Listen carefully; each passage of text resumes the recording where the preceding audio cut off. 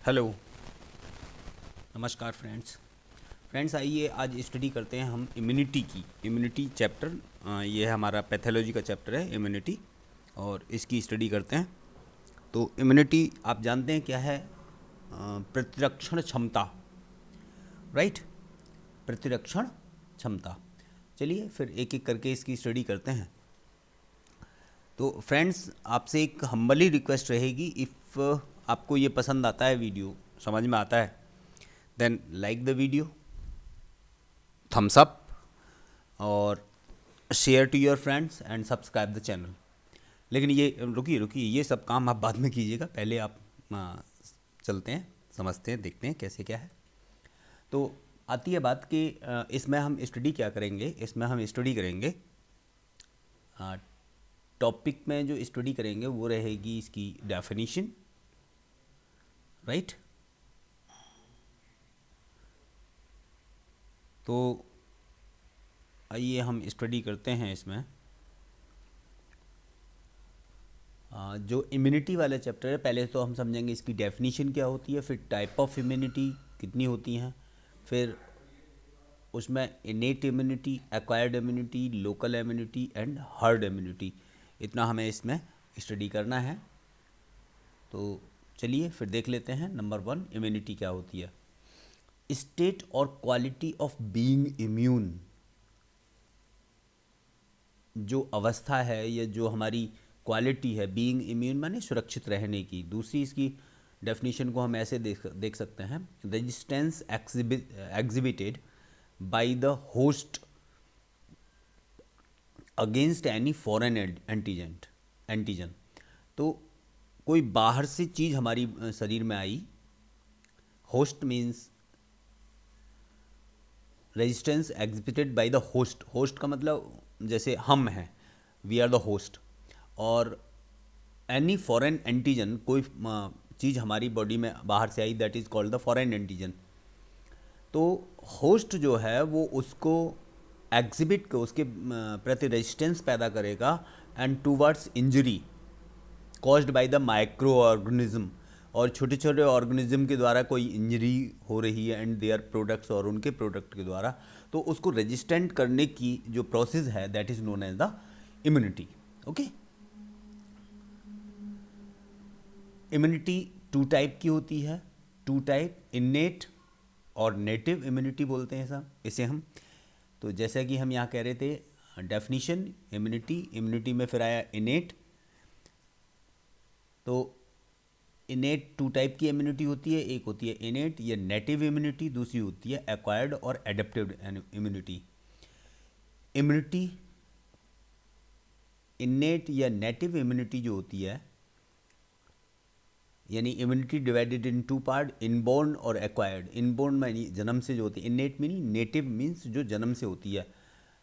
Inherited और the innate immunity जो हमें अपने पेरेंट्स से मिलती है, दैट इज़ द इनहेरिटेड।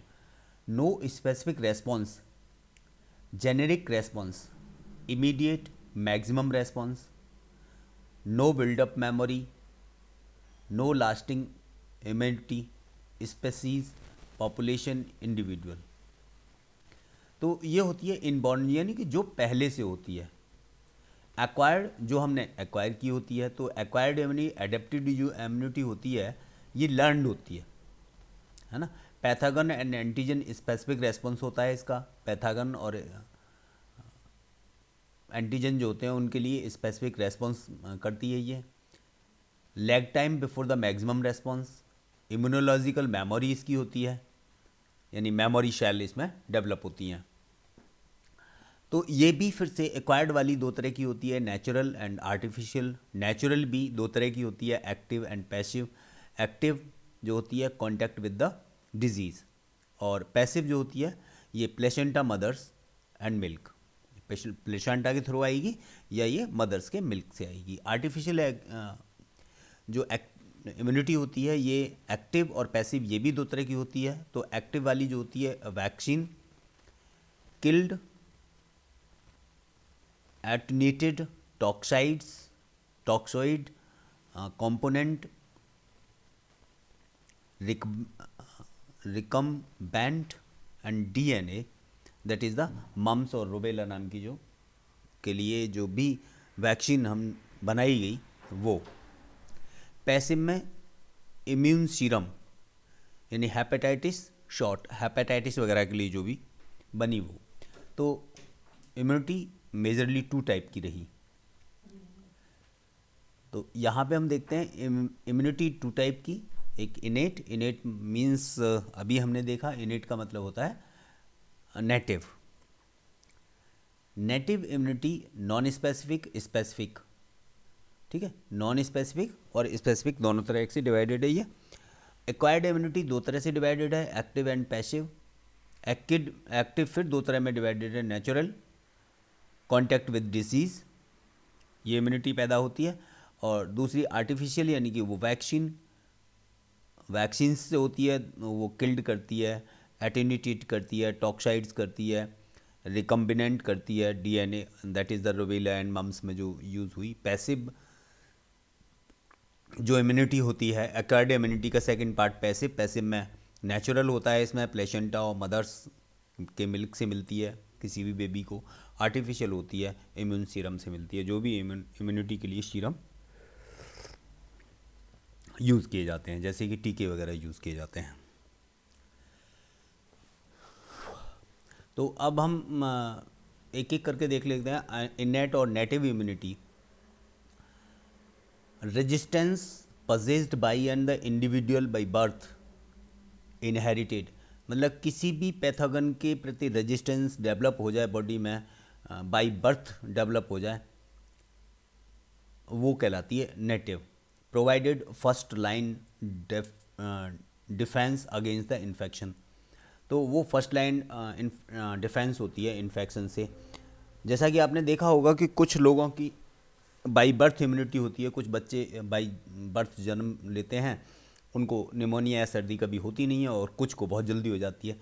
तो जिनको नहीं होती है, इसका मतलब वो बाई बर्थ वो इम्यून होते हैं। इसके 3 लेवल्स होते हैं, species immunity,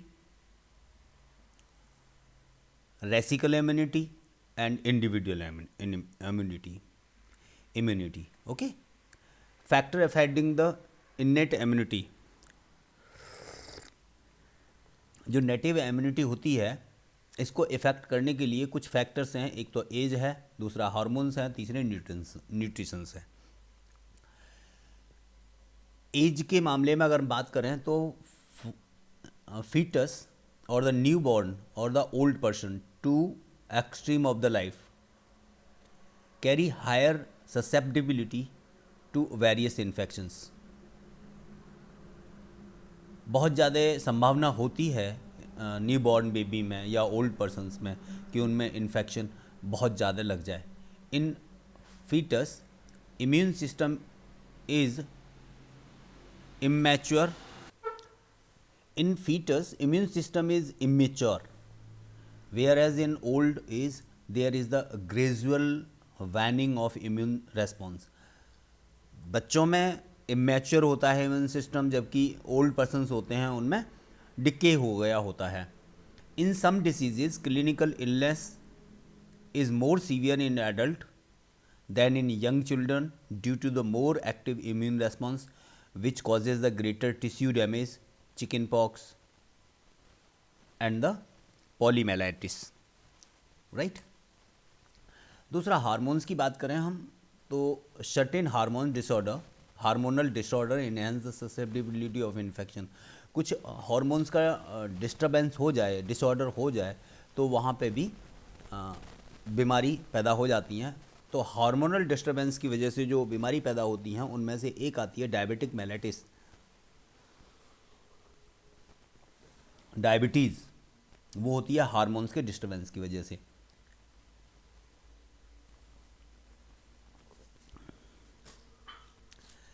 adrenal dysfunctions and the hypothyroidism, ये जो दिक्कतें हैं, ये जो परेशानियां हैं, ये हो रही हैं हार्मोन डिस्टर्बेंस की वजह से।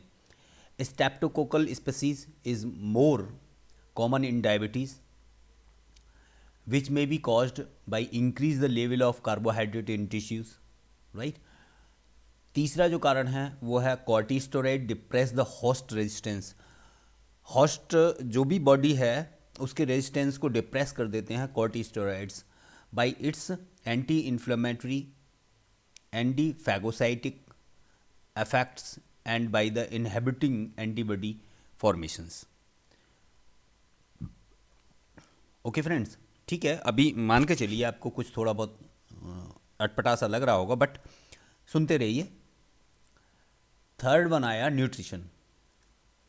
न्यूट्रिशन मालफिकेशन की वजह से भी ऐसा होता है, both hormonal and cell mediated immune are reduced in malnutrition. Nutrition की कमी बॉडी में होने की वजह से भी कुछ बीमारियां हो जाती हैं। इन क्वाशकर जो बीमारी होती है, सीवियर प्रोटीन डिफिशिएंसी होती है, इसमें cell mediated immune response reduces, right. ये आप जो चाइल्ड को देख रहे हैं suffering from the kwashiorkor, right. Next, mechanism of the innate immunity. Native immunity जो है, इसका मैकेनिज्म क्या है?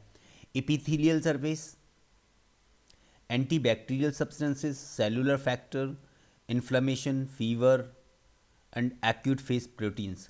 तो इसके जो मैकेनिज्म हैं इनको एक एक करके अगर हम देखते हैं तो सबसे पहला आता है एपिथेलियल सरफेस। एपिथेलियल सरफेस पे आती है हमारी स्किन, और स्किन में बात आती है provides the mechanical barrier to microorganism. तो स्किन जो होती है हमारी, सबसे पहले जो स्किन है, ये हमारी नेटिव जो इम्यूनिटी है, इन्नेट जो इम्यूनिटी हमारी जो बाई इनहेरिट करके आई है, हमारे पेरेंट्स जो हमें बाई बर्थ हमें जो इम्यूनिटी मिली है, उसमें सबसे पहला काम एपिथेलियल सरफेस का होता है, यानी स्किन का होता है। Provide the mechanical barrier to microorganism. जो बाहर से आने वाले ऑर्गेनिज्म हैं उनके लिए एक बैरियर बन जाता है स्किन। ओके फ्रेंड्स, तो मैकेनिज्म जो हो रहा था इसका, यानी ये जो हम इम्यूनिटी की बात कर रहे थे,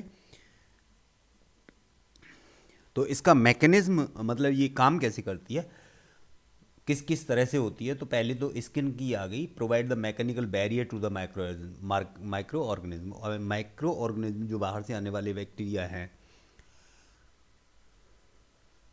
ये जो भी छोटे से ऑर्गेनिज्म हैं जो हमें कॉज करते हैं बीमार होने के लिए, वो हमारी स्किन से प्रोटेक्ट कर देती है। Provide the bacterial secretion. तो ये इससे बैक्टीरियल सिक्रेशन भी हो जाता है, यानी कि हमारी बॉडी के अंदर कुछ है तो वो स्वेटिंग के रूप में बाहर निकल। The resistance bacteria flora of skin and the mucus surface prevent the colonisation by pathogen. Pathogen के जो कोलोनाइजेशन होता है उसको भी प्रिवेंट कर देता है। Alteration of normal flora may lead to invasion by the extremus microbes जो भी, and cause the serious diseases like that clostridial enterocolitis following oral antibiotics। ये जो आपको थोड़े टिपिकल से वर्ड लग रहे हैं, ये आगे होकर के रिजॉल्व हो जाएंगे, बट आप फिलहाल इसे सुन लीजिए। Second, respiratory tract. पहला स्किन था, एपिथेलियल सरफेस का स्किन था। दूसरा रेस्पिरेटरी ट्रैक्ट आया। Respiratory tract is lined by the most mucous surface which act as the trapping mechanism.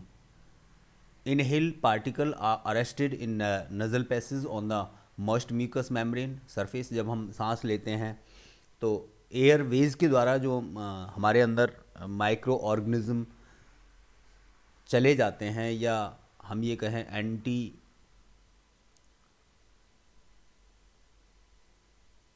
Antigen जो चले जाते हैं, या माइक्रो ऑर्गेनिज्म जो चले जाते हैं, वो रुक जाते हैं रेस्पिरेटरी ट्रैक्ट में भी।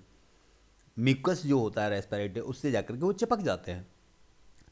नाक से हम इनहेल करते हैं तो वहाँ पे भी वो नज़ल में मॉइस्ट म्यूकस मेम्ब्रेन होती है, उस पे जाकर के वो चिपक जाते हैं। The hair like cilia propel the particle towards pharynx and are swallowed और द कफ्ड आउट। या तो वो सटक लिए जाते हैं या वो कफ्ड आउट, सटक लिए जाएंगे तो वो जाएंगे स्टोमक में, और स्टोमक में HCl वगैरह जो एसिड्स बनते हैं उससे वो वहाँ पे डेड हो जाते हैं, जिससे हमारी इम्यूनिटी बनी रहती है। यानी ये हमारा जो सब कुछ हो रहा है ये हो रहा है हमारी नेटिव इम्यूनिटी की वजह से, क्योंकि ये हम पे पहले से मौजूद हैं। स्किन भी मौजूद है, रेस्पिरेटरी ट्रैक्ट भी मौजूद है। Some particle which manage to reach alveoli are ingested by phagocytes. Okay, ingested by phagocytes के द्वारा वो इंजेस्ट कर दिए जाते हैं, पचा दिए जाते हैं। इंटेस्टिनल ट्रैक्ट, जो इंटेस्टाइनल ट्रैक्ट है वहाँ पर saliva present in mouth inhibit many micro organism. Acidic pH of gastric juices जो हमारे आमाशय में निकलते हैं स्टोमक में destroy the swallowed bacteria if any. Normal flora of intestine prevent the colonisation of pathogens, right. Next है conjunctiva tears, जो आंखों से tear flushes away bacteria and other dust particles, उससे भी हमारी इम्यूनिटी सेफ होती है। Lysosome present in tear has the bacterial action. Lysosome present होता है, वो कोई भी बैक्टीरिया वगैरह होते हैं उन्हें डेड कर देता है। Genito urinary tract, urine eliminate the bacteria from the urethra by its flushing action. Acidic pH of the vaginal secretion of female due to the fermentation of glycogen by the lactobacillus make vagina free from the microorganism. In male, semen is believed to have some antibacterial substances.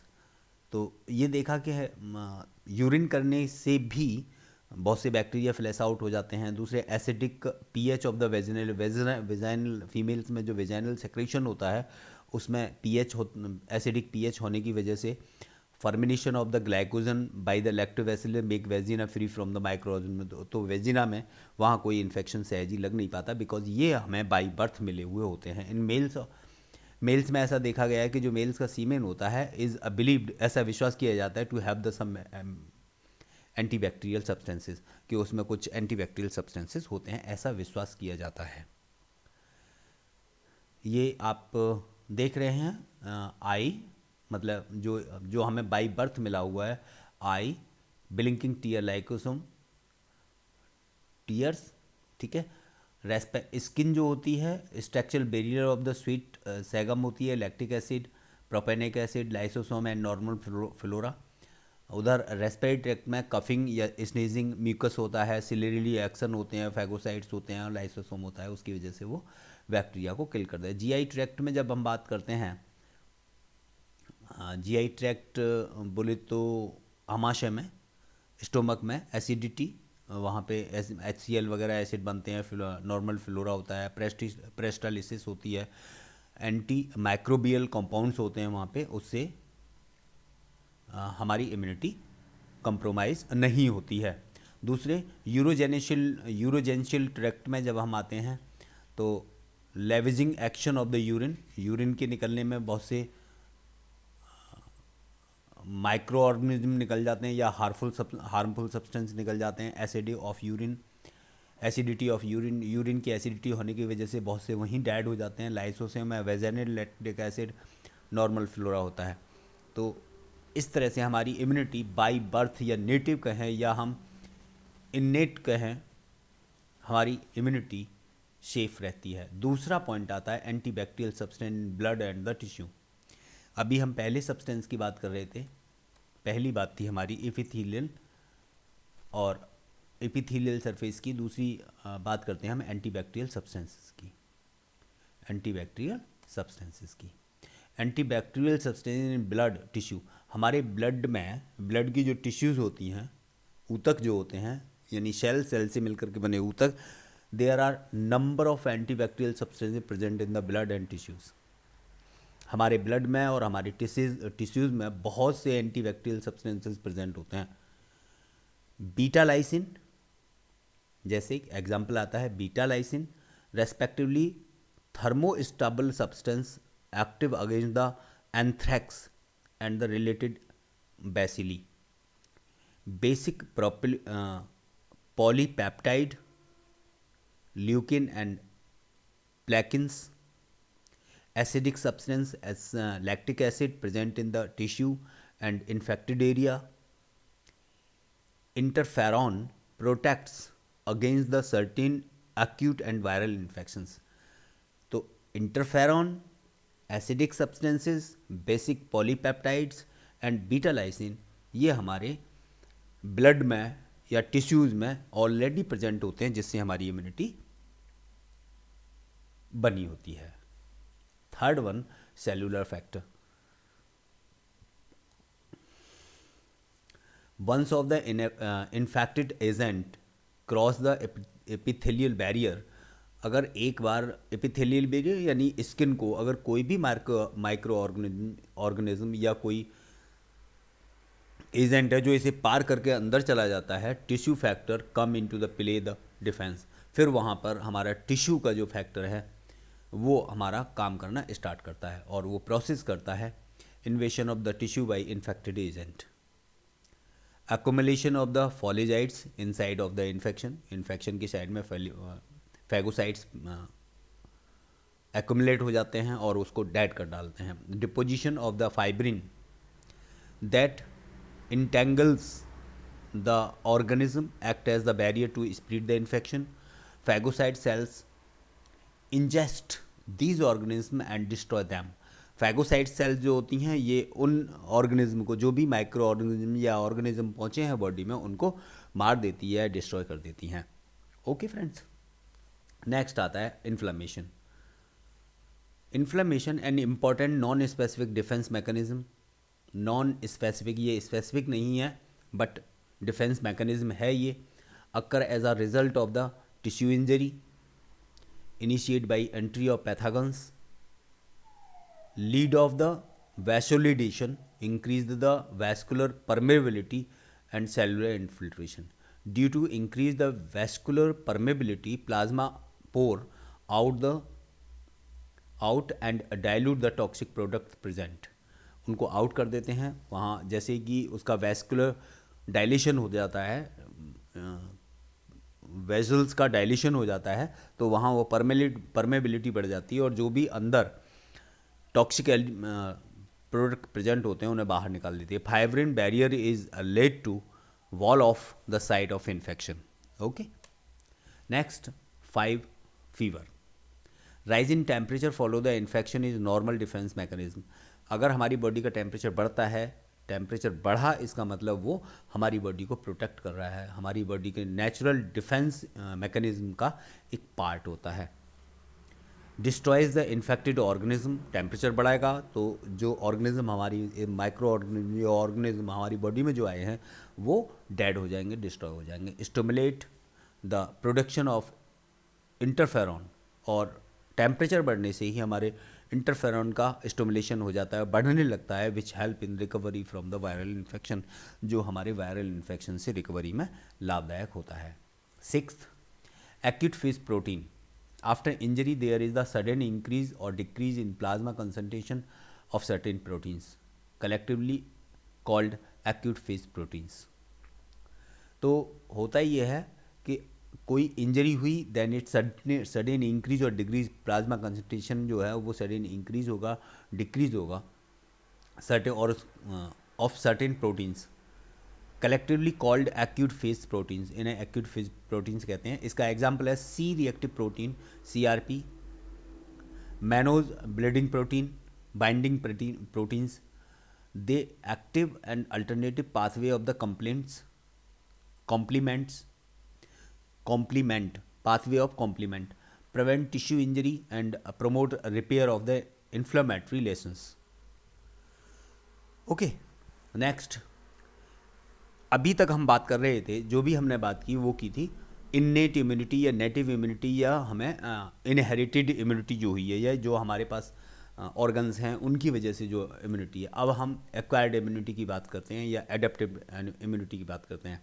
The resistance acquired by the individual during the life recognizing and selectively eliminate specific foreign molecules provide the second line of the defense against the infection.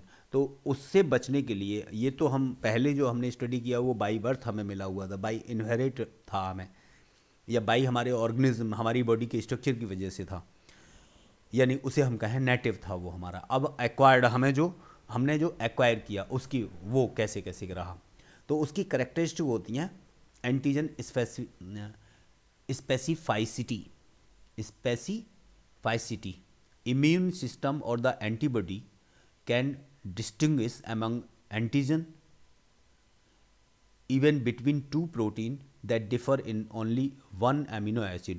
Protein amino acid से बने होते हैं, तो हमारी जो antibody होती हैं वो एंटीजन को डिफर करने में एबल होती हैं. Diversity. Immune system is capable of generating large antibody diversity in its recognisation molecules. Immunologic memory. Immune system invades the memory on second encounter of the some antigen by generating a second response which is more specific and quick. Next, non-self recognition does not react with the body's own molecule but effectively eliminate the foreign antigens. इसके जो type होते हैं वो दो तरह के, active acquired immunity और दूसरी passive acquired immunity. Active acquired immunity दो पार्ट में डिवाइड हुई, एक्टिव और पैसिव में. एक्वायर्ड इम्यूनिटी दो पार्ट में डिवाइड हुई, एक्टिव और पैसिव में. ये आप देख रहे हैं एक्टिव और पैसिव में. तो एक्टिव में natural active immunity, artificial active में इम्यूनिटी. पैसिव में आती है natural passive immunity, artificial passive immunity. Active immunity also known as the adaptive immunity, resistant developed by individual as a result of antigen stimulus, used for the prophylaxis to increase body resistances. ये दो तरह की होती है, natural active और artificial active immunity. Passive immunity, resistance transmitted passively to a recipient in a ready-made from recipient's immune system, plays no active role. Used for the treatment of acute infection. ये दो तरह की फिर हुई, natural passive immunity और artificial passive immunity. Active immunity और passive immunity. Active immunity जो होती है produce the active immunity bye the host immune system. Active immunity जो होती है ये होस्ट जो भी पर्सन है उसके इम्यून सिस्टम ने पैदा की होती है. Passive immunity received passively, no active participation of the host immune system. No active participation, host के जो उसका जो इम्यून सिस्टम है उसका उसमें कोई रोल नहीं था. Induced by the infection or the by immunogens. Conferred by the administration of ready-made antibody. Long lasting, ये लॉन्ग लास्टिंग होती है एक्टिव वाली जो होती है. शॉर्ट लास्टिंग होती है पैसिव वाली जो होती है. Immune effect only after lag time required for generation of the antibody. यहाँ टाइम की ज़रूरत होती है, यहाँ इमीडिएट इम्यूनिटी डेवलप हो जाती है. इम्यूनोग्लाइकल मेमोरी प्रेजेंट होती है इसमें. इम्यूनोलॉजिकल मेमोरी प्रेजेंट होती है एक्टिव इम्यूनिटी में, जबकि पैसिव में no memory. Booster effect on subsequent dose. यहाँ पे बूस्टर इफेक्ट करता है, subsequent dose less effective. Native phase में occur, no native phase, no applicable in immunodeficient, applicable in immunodeficient. Type of active immunity, जैसा कि अभी हमने देखा type of active immunity. Natural active immunity result from either a clinical or the inapparent infection by a microbe, usually long lasting. That is the person recovering from the chicken pox and the measles develop natural active immunity. Chicken pox या मीजल से कोई भी person suffering कर रहा है, actually उसके लिए कोई मेडिसिन तो होती नहीं है, तो उसके अंदर की इम्यूनिटी डेवलप होती चली जाती है और वो थोड़ी टाइम में यूजुअली लॉन्ग लास्टिंग होती है, थोड़ा लंबा समय इसमें लग जाता है। Premunition specific type of immunity seen in the syphilis. Syphilis की बीमारी में भी एक स्पेशल टाइप की इम्यूनिटी देखी जाती है। Immunity to reinfection last only as long as original infection remains active. Once the disease is cured, the patient becomes the susceptible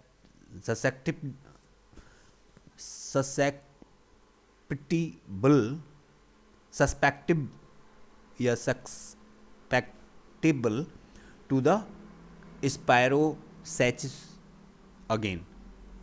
दोबारा से उसको होने के चांसेस होते हैं। Artificial active immunity resistance induced by the vaccination. Vaccination के द्वारा जो इम्यूनिटी होती है, वैक्सीन जो होती हैं, प्रिपरेशन ऑफ लाइव और killed micro organism and their product antigen और टॉक्सोइड। जो वैक्सीन होती हैं ये क्या होती हैं, ये प्रिपरेशन होता है लाइव और किल्ड जिंदे या मरे माइक्रो ऑर्गेनिज्म का प्रिपरेशन होता है, एंड देयर प्रोडक्ट या फिर उनका प्रोडक्ट होगा एंटीजन और टॉक्सोइड का। तो बैक्टीरियल वैक्सीन जो होती हैं ये लाइव होंगी, एटीन्यूटेड कहते हैं उसे, जब बीसीजी और ट्यूबरक्लोसिस, बीसीजी जो टीका होता है फॉर ट्यूबरक्लोसिस के लिए, ये लाइव बैक्टीरिया होते हैं, लाइव माइक्रो ऑर्गेनिज्म होते हैं इसमें। किल्ड जो मरे हुए ऑर्गेनिज्म होते हैं वो होते हैं कॉलरा वैक्सीन में। सब unit typhoid by antigen, bacterial product tetanus toxoids. Viral vaccine जो होती हैं ये इसमें लाइव माइक्रो ऑर्गेनिज्म होते हैं या एटन्यूटेड। ओरल पोलियो वैक्सीन जो होती है जिसे हम सैबिन कहते हैं, किल्ड होते हैं। इंजेक्टेबल पोलियो वैक्सीन जिसे शाक कहते हैं, और subunit hepatitis B vaccine. Okay friends, type of passive immunity. Passive immunity के जो टाइप्स हैं उसकी बात करें तो natural passive immunity, resistance passive transferred from the mother to the foetus or infant through the placenta, transplacentally and through the milk colostrum. तो natural passive immunity जो है वो मदर से मिलती है, या तो वो प्लेसेंटा के थ्रू आई होगी बर्थ से पहले या बर्थ के समय में, या फिर मदर मिल्क से आई होगी जिसे हम कोलेस्ट्रम कहते हैं, उसके थ्रू आई होगी। Artificial passive immunity, natural passive immunity, फिर आर्टिफिशियल जो पैसिव इम्यूनिटी है ये resistance passive transferred to the recipient, administration of the body. Agents use, इसमें जो एजेंट यूज होते हैं वो hyper immune sera of animal, convalescent sera, pooled human gamma globulin. These are used for the prophylaxis of and therapy. Combined immunization active and passive दोनों method से होता है। Immunisation होता है whenever the passive immunization is employed to immediate protection, combined immunization is preferred. Protection of non-immune individuals with a tetanus prone wound. Injection of TIG in one arm and first dose of the tetanus toxoid in other arm, followed by the full course of the phrased tetanus toxoid injection. TIG provide the protection necessary till against the immunity able to take effect.